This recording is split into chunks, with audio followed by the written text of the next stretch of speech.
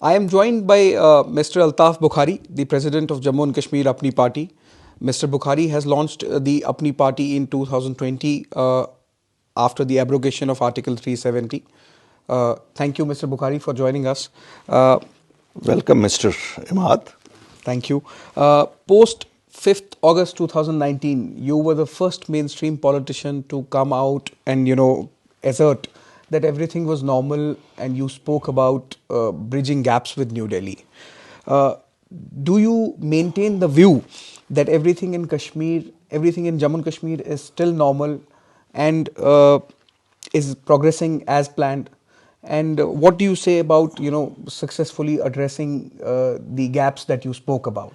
Imad, let me first tell you, when I came out on the March 8th, 2020, everything was not normal. That is why I came out.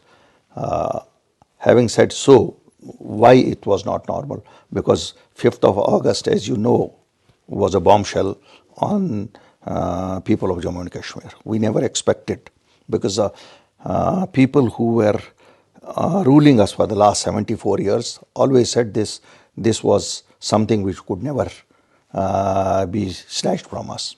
All of a sudden, when it was snatched, people were shocked. But I give them the credit, they did not behave violently. I give the credit to security forces also. No one lost his life. Shops were closed. Hundreds and thousands were behind bars. Transport was not there. Economy was at this standstill. Apple production was at its peak, but there was no trucks for transportation.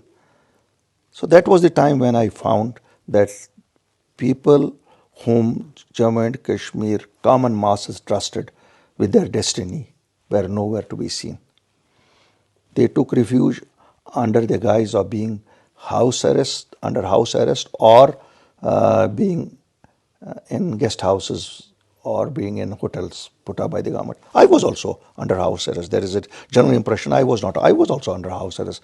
But house arrest does not mean you don't speak for your people, for anybody.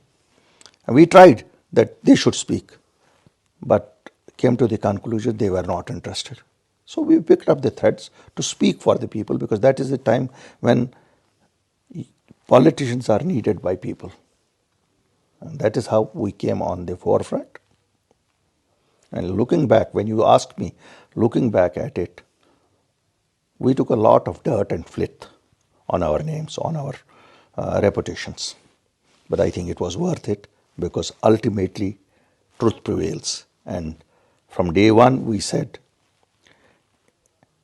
India is our destiny.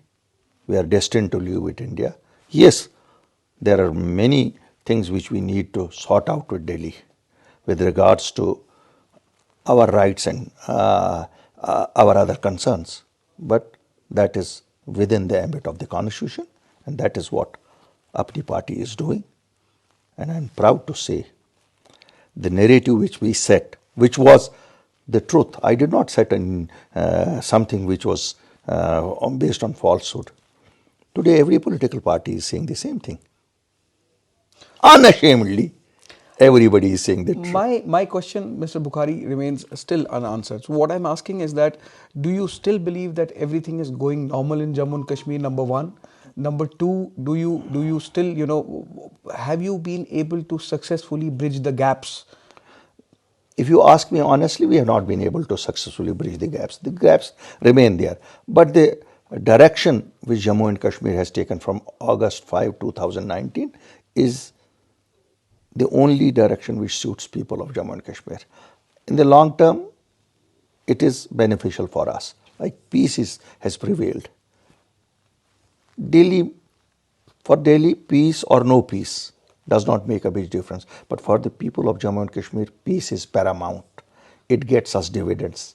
People have seen dividends, not only in terms of tourists, that is looking at the economical side, but in terms of having saved, at least in these last 5 years, 1,000 people, because on average we lost 200 young men in police firings, in pellet shootings, which the previous governments did. But at least You were a part of those governments. I have been unfortunately part of one of the governments, but I was not the part of that government when they killed 180 people. I think God saved me from that massacre. Okay. So, Mr. Bukhari, during your meeting with the Prime Minister, you led a delegation to meet the Prime Minister soon after 370 was abrogated. What assurances did the Prime Minister give you? Imad, today I'd like to share something with you. We made a party here and went to Delhi within 8 days, which is unconventional. No political party does like that, because when you do such things, people raise their fingers. And on us, every day the fingers were out from, swords were out, not the fingers, swords were out from day one, that they are speaking on at the behest of central government. You were called the center's man in Yeah, Kashmir. yes, that's what I. But we did not bother what people called us. We knew it. The situation was so grave. It warranted a meeting with the Prime Minister of India. It warranted a meeting with the Home Minister of India. It warranted a meeting with the leadership of India, because that and those meetings would only send a signal to my people that somebody has come on the scene, some party has come which will try to find solution to our wounds. And that is what we did. We did it in an unconventional way. No politician does it like that. But when I say we stand for truth, then this is also a truth, that any solution which has to come for us has to come from New Delhi. In advocating for development and national integration, why don't the individuals join the BJP directly? Because it's their narrative. Why do people, you speak about national integration, you speak about development, similarly the way BJP speaks about it. So why do people need to join Apni party? What unique solutions or advantages does Apni party offer to people? Why not BJP? Why can't people directly join BJP when they say the same thing? Ahmad, let me tell you, the narrative of development, BJP does not hold some sort of a monopoly on that narrative. That is the narrative of developed world, developing people. And that is what BJP is doing. If that was true, why people don't join? People join here also. And there is nothing, I would not say it is something surprising. People join here also. People join in Kashmir. Every day people join in Jammu. Everywhere they join. But everybody does not join BJP. So everybody does not join BJP here also. My thinking on development may be the same, which the Prime Minister of this country may be thinking, but that does not mean that what the Prime Minister has ideology on different things. Apni party and Altaf Bukhari also has the same ideology. We don't have the same, and that is not possible in democracy, that everybody joins one party. Yes. And definitely, being a state on neighboring Pakistan and China, regional parties have a role. I have always said. But going with BJP, talking to BJP or to the central government is nothing new.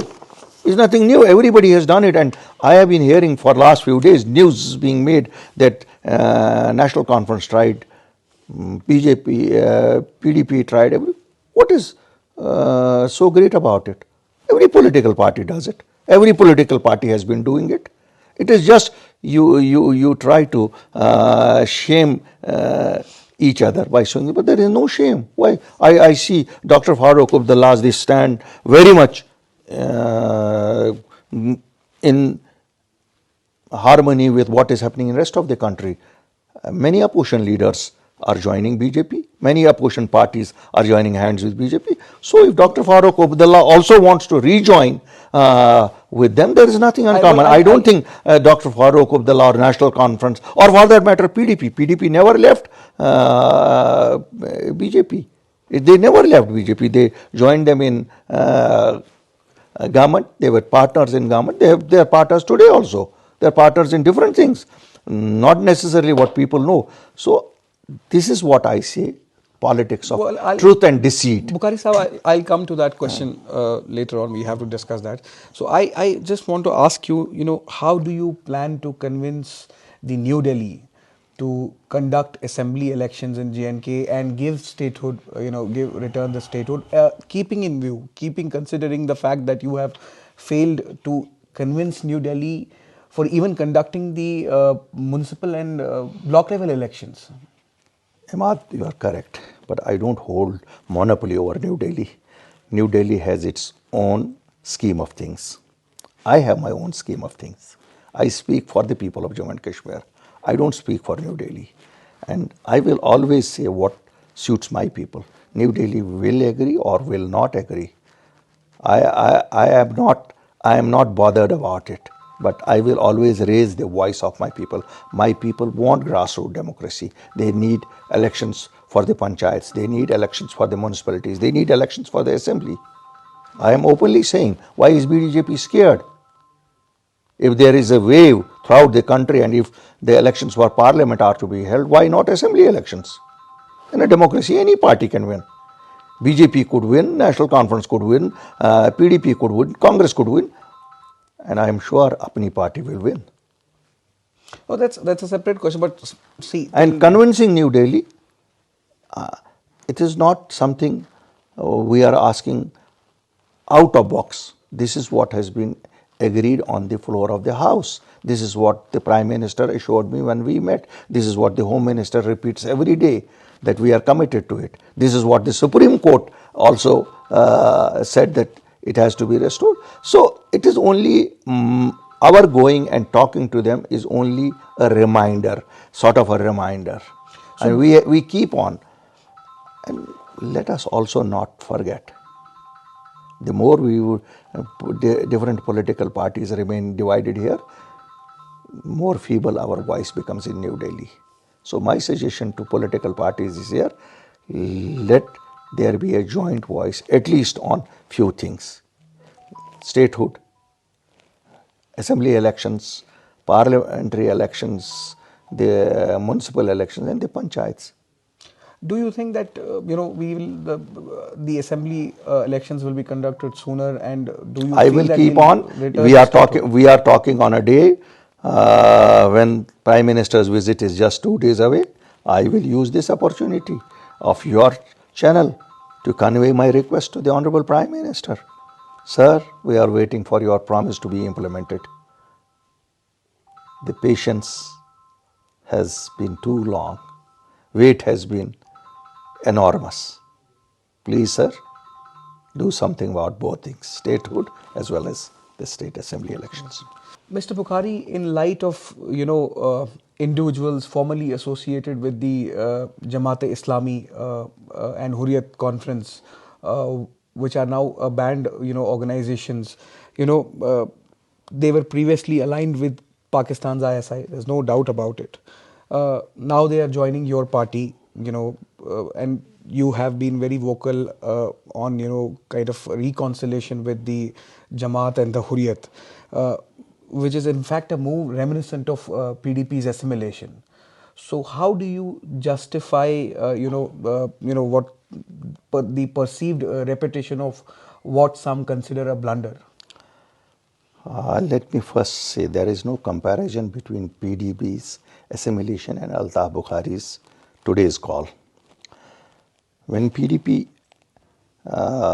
joined hands or advocated, it did not advocate that people who would support them should believe in the Constitution of India. I want to make it very clear, when I speak about Jamaat or other religious groups, I am very clear that anybody who believes in the Constitution of India, who believes that our destiny lies with Delhi, and who believes in this, that India is our country, and who is not involved in subversive activities, that is, who is not involved in killings, who has not been involved in killings, or is involved in killing, who is not involved in funding, has been receiving funding or has received funding, I don't allow them to join. I have preconditions. Rest everybody. Yes, who believes in constitution. Yesterday the thought might have been anything else. In this country there are ample examples. Northeast, Mr. Lal Denga, he fought against. No, but He fought, please, Mr. Imad, don't have double standards. When you say we are part of this country, then everything what has been done in this country applies to us also. There has been reconciliation in Northeast. Only few days back, in the Northeast, one of the groups which fought against the nation has been wholeheartedly welcomed by the Prime Minister and the Home Minister. Why a double standard here? So, the precondition should be, if a resident of Jammu and Kashmir who believes in the Constitution of India, who believes that we are as much a part of the Union as anybody else, and who has no connection with Pakistan or any other subversive element which is hostile to our country today, should be allowed to join the mainstream, because after all, this is a process of reconciliation. You are going through a process of reconciliation in this state of Jammu and Kashmir after a long dark night of 35 years. We have seen brightness, and I don't think the brightness would be complete if we don't involve everybody who believes in the integrity and sovereignty of this country. do you believe that you have the support of New Delhi in your pursuit of reconciliation with I'll the tell Jamaat you, and the whole? I'll tell you, leaders don't do things which they first decide with rulers. They raise the issues, they convince themselves that what you are doing is in the interest of the nation, is in the interest of the people of the Jammu and Kashmir, then they follow it up. And my politics is, I first get convinced that whatever I am doing is in the interest of the nation, is in the interest of the Jammu and Kashmir. The next step comes then taking Delhi on board. First the administration here on board, and then Delhi on board. I don't think we are working in two different directions. New Delhi's endeavor also in Jammu and Kashmir is to mainstream everyone. Make everyone believe that you lost precious 74 years by being in dual minds. Today, when the minds are clear, let me talk to you very candidly about Jamaat Islami. Jamaat Islami is a religious organization. We are a secular country. But why has Look, has it been banned by the government? I am not the man who will answer it. And I'm not. there are evidences of their clear involvement in terrorist and separatist activities. What about Lal Denga? What about Mr. Lal Denga? But you can't compare. Why can't? Why will you say that there is one standard for Mr. Lal Denga and one standard for somebody else? Because sorry, I am not accepting it. I will accept only if today somebody who has joined me is involved in terror activities, please arrest him. If somebody, maybe they don't have any direct involvement, but they were associated with that idea which then aligned with Pakistan's ideas. then you have to arrest all of us. All of But you never no, all of us. No, look, people of Jammu and Kashmir supported them. Please don't. I call spade a spade. Do you forget? Probably you were not born then. 20 lakh people on the streets of Jammu, Srinagar. Arrest 20 lakh people. Leaders are meant to show people the right path. And if I am today, I will show them the right path. And I am happy I have been able to convince those people who yesterday did not believe that India was our destiny. I am sorry to say, if Pakistan, why does Pakistan hate people who say that our destiny lies with India? I think on this count, New Delhi and Islamabad are on the same page. And friends like you are also on the same page. I think they hate us and you hate us because we want to bring normalcy, we want to bring everybody in the normal mainstream. Somebody has to take this blame and he has to go ahead. And I don't do it for electoral purposes, mind you. I don't do it for electoral purposes. No, absolutely not. There is no electoral interest in it. Purely interest of the people of Jammu and Kashmir. How do you respond to a statement made by a senior BJP leader who was formerly associated with the National Conference, Devendra Rana? He claimed that in 2014, Omar Abdullah approached the BJP to form a coalition government. Do you perceive that National Conference is still being eager, or is desperate to join hands with the BJP? Imad, what is wrong in it? What Devendra spoke is truth. But Omar Abdullah said Uh, that there's look, no. Omar has a right to his answer. But what Omar spoke is, what Devendra spoke is truth. Every party has been doing. Look, PDP fought on the plank that we want to keep BJP away. Give us votes. Then join hands with them. Then sat in power with them. So why not? So National Conference at that time did it. Everybody does it. This is what hypocrisy I want all politicians should forget. Look, it is a fact. Today, people who give hundreds of names to BJP will line up tomorrow when the elections finish to join hands with them, including National Conference, PDP, and other. Today, National Conference will take one stand, and they have the right to take that stand. Tomorrow, when they change it, everybody does it. I don't say there is a big sin in talking to BJP. It's also a political party, like any. But see, you are absolutely right. There's nothing wrong in talking. But the National Conference has been claiming to the people that they will never align with the BJP. My message to my people would be, this is politics. When we call names to each other on joining BJP or talking to BJP, everybody is in line. Let me make a bold statement. Everybody is in line to do a handshake with New Delhi after the elections, whichever party it may be, because no political formation in Jammu and Kashmir can serve its people without having a handshake with New Delhi. That's with the government. I am talking about the BJP. That is exactly because what the National Conference has been. Do you think that the National Conference has then been fooling the people by no, saying, I will never say that they have been. They speak in a sweeter voice, the truth, because they know it. People don't like truth. They would also do it. If they were amateurs like me, they would speak the straight truth. Now they speak half of it, and that is politics. They have a right to it. I personally have a lot of respect for Omar Saab. Let me tell you very honestly. There are many things which his father would never speak, but he speaks. Because that is the difference in new generation. I am not a politician, so I speak everything. I don't hide anything. Mr. Bukhari, as we approach the general elections in 2024, how do you envision the role of Apni Party in the upcoming elections? And can you give us a projection of how many seats will you win? I tell you very honestly, we have not still made a decision where we should contest and where we should not contest. We will surely try to show some presence. We are a new groupings.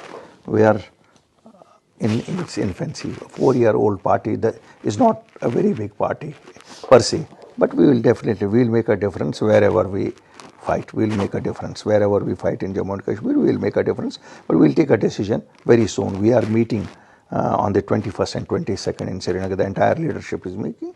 We will take a decision which all seats.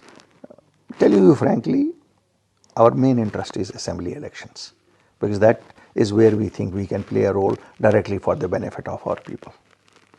What is your perspective on the circulating rumors that you had approached Muzaffar Beg Sahab, and you had offered him a ticket through your party for the upcoming elections? And, how do you respond to the reports of his rejection? Look, I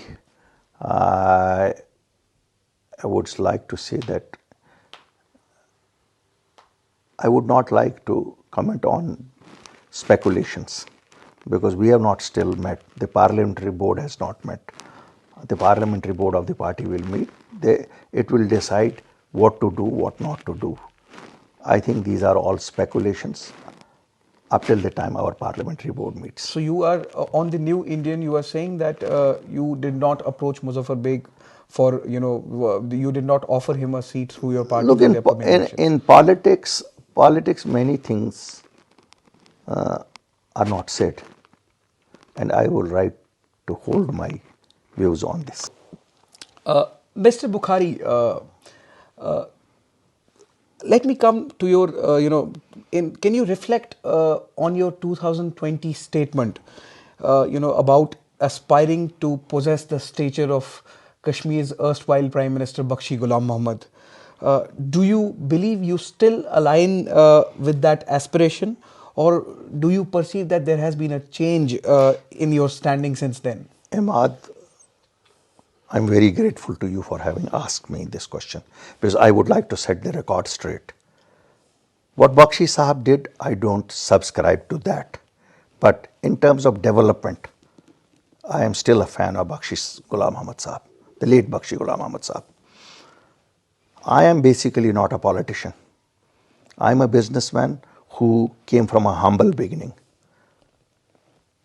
We came from a place where we used to walk 9 kilometers. We had a thatched roof house. We are self-made people. And now today where we are holding the interview, we are in the heart of the city. So when I say today, I would like to send a message to the people of Jammu and Kashmir. Out of the whole lot, I am the only one who has a vision of development for this, because I know how my young men, who are more than 45% of the population, how they can become employers, not the employees. I have a vision what should be the quality of the schools. I have a vision what should be the quality of the hospitals. I have a vision what should be the social justice system of this state. And if you ask me, where did you get this inspiration from? I would not hesitate to repeat, Bakshi Sahab is a model in terms of the developmental agenda he had. The political may be different, but one day you will see people speaking about only those people who believe in development in the real sense. That is what our people need. So do you feel that people will speak about you in future? Inshallah, if I get a chance, you will see 100%. Inshallah. Thank you, Mr. Bukhari, for joining us and giving your time.